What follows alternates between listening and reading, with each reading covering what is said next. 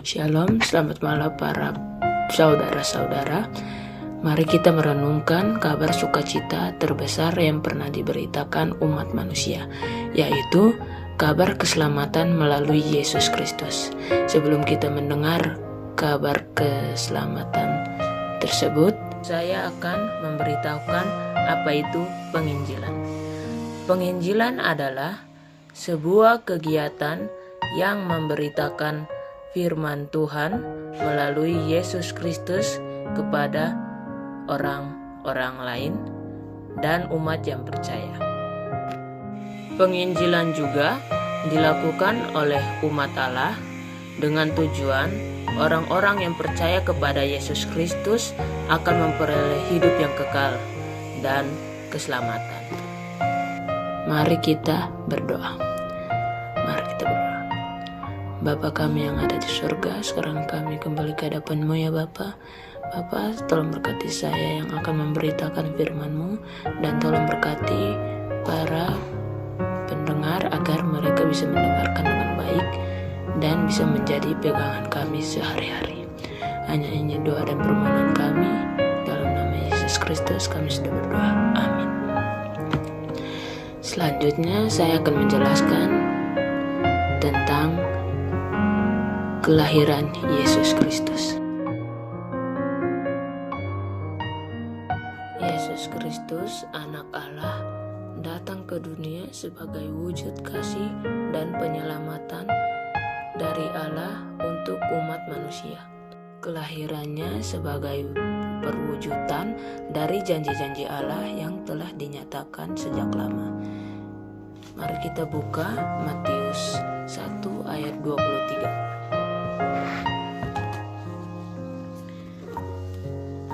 Sesungguhnya anak darah itu akan mengandung dan melahirkan seorang anak laki-laki, dan mereka akan menamakan dia Immanuel, yang berarti Allah menyertai kita.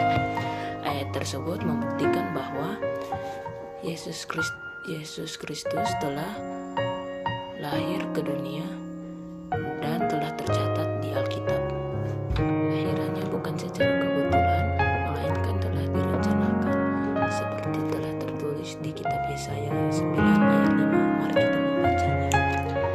Sebab seorang anak telah lahir untuk kita, seorang putra telah diberikan untuk kita, lambang pemerintahan ada di atas bahunya, dan namanya disebut Orang Penasihat Ajaib, Allah yang perkasa, Bapa yang kekal, dan Raja damai.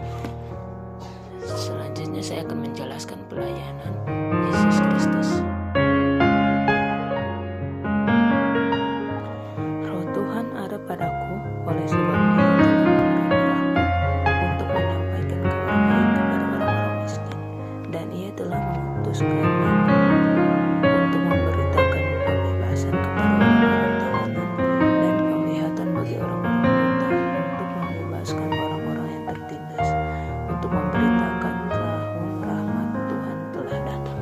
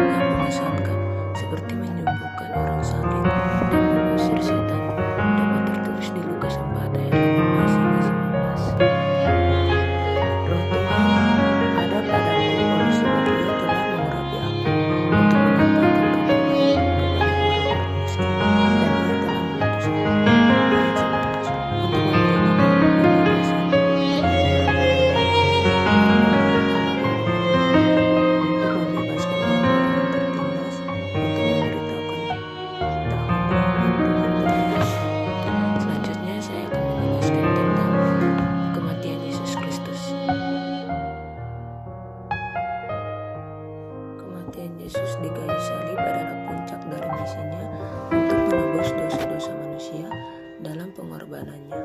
Yesus memenuhi nubuat dan mengambil alih hukum yang seharusnya kita terima. Paulus menulis di 2 Korintus 5 ayat 21. Korintus 2 Korintus ayat pasal 5 ayat 21. Dia yang tidak mengenal dosa telah dibuatnya menjadi dosa karena kita, supaya dalam Dia kita dibenarkan oleh Allah. Di kayu salib juga Yesus pernah berkata, "Sudah selesai," di Yohanes 19 ayat 30. Ini berarti pekerjaan penebusan telah lengkap dan keselamatan tersedia bagi semua yang percaya. Selanjutnya saya akan menjelaskan tentang kebangkitan Yesus Kristus. Kebangkitan Yesus adalah kemenangan atas kematian dan bukti bahwa Ia adalah anak Allah. Kebangkitannya memberikan harapan baru kepada semua orang yang percaya. Dalam Injil Lukas kita membaca Lukas 24 ayat 5 hingga 6. Ayat 5. Mereka sangat ketakutan dan menunduk kepala. Tetapi kedua orang itu berkata kepada mereka, "Mengapa kamu mencari Dia yang hidup di antara orang mati?" Ayat 6. Ia tidak ada di sini, Ia telah bangkit. Ingat apa yang dikatakannya kepada kamu ketika Ia masih di Galilea. Paulus menegaskan pentingnya kebangkitan Kristus dalam suratnya kepada jemaat di Korintus. Kita buka 1 Korintus 15 ayat 17. Dan jika Kristus telah dibangkitkan, maka sia-sialah kepercayaan kamu dan kamu masih hidup dalam dosa. Kebangkitan Kristus adalah jaminan hidup kekal bagi semua orang yang percaya kepadanya. Selanjutnya saya akan jelaskan kesimpulan dari semua penginjilan Kristus. Kesimpulannya adalah pelajaran yang dapat saya ambil yaitu melalui kelahiran, pelayanan, kematian, dan kebangkitannya, Yesus Kristus menawarkan keselamatan dan kehidupan kekal. Marilah kita merespon berita sukacita ini dengan iman dan pertobatan, menerima Yesus sebagai Tuhan dan Juru Selamat kita. Karena begitu besar kasih Allah akan dunia ini, sehingga Ia telah mengaruniakan anaknya yang tunggal, supaya setiap orang yang percaya kepadanya tidak binasa, melainkan beroleh hidup yang kekal, yang telah tertulis di Yohanes 3 ayat 16. Terimalah Kristus hari ini dan biarkan Dia menjadi terang dan keselamatan dalam hidupmu.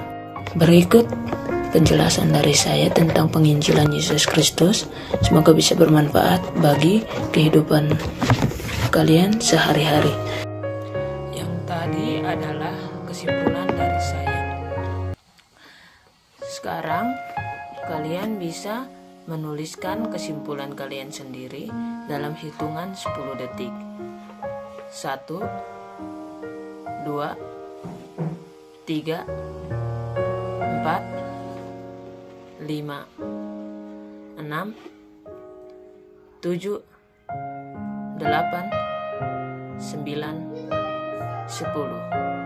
Oke, waktu kalian sudah habis. Semoga kesimpulan tersebut bisa menjadi komitmen untuk kalian.